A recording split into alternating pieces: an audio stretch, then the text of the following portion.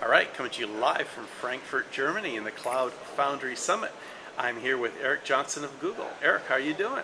I'm very good. How are you? I'm doing well, thank you. So you guys have got some pretty cool stuff that your group works on.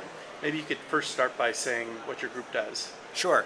So I work in a Google Cloud platform up in the Seattle office, and I run a small team of engineers that are focused on building open source integrations with existing open source technologies.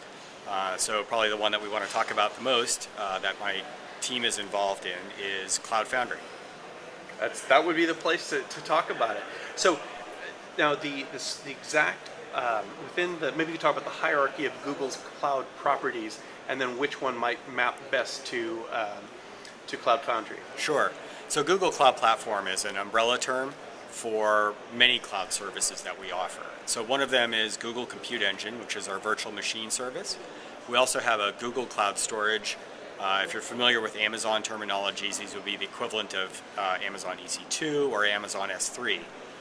So my team has been working on making sure that Cloud Foundry can run on top of these services that we have, just like you can run Cloud Foundry on top of Amazon or Azure or even in your own data center. So would this is a lot of your work about CPIs, cloud provider interfaces, or is it much broader than that? So that's definitely where we started. So about 6 months ago, I want to say, we picked up some work that was already out there in the open source community.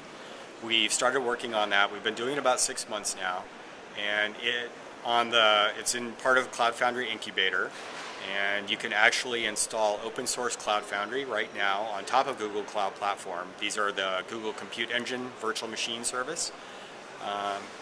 And we're also working pretty closely with Pivotal to make sure that down the road you'll actually be able to use that with the Pivotal Cloud Foundry version, not just open source.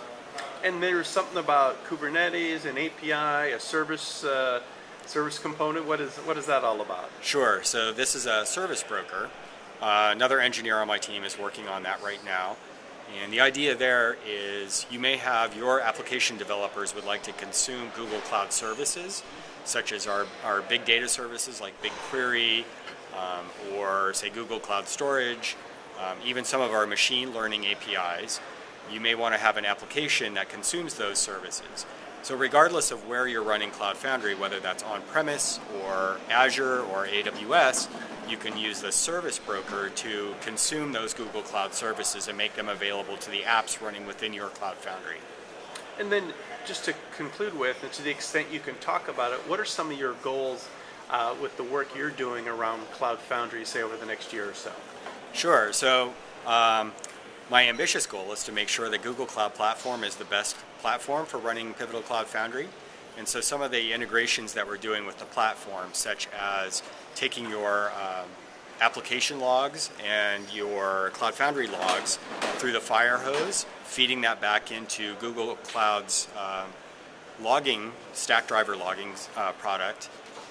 That would be one integration. We could look at doing other things such as using Google Cloud's PubSub. So it's our asynchronous messaging framework, might have a good fit somewhere within Cloud Foundry. Google is also known for our networking.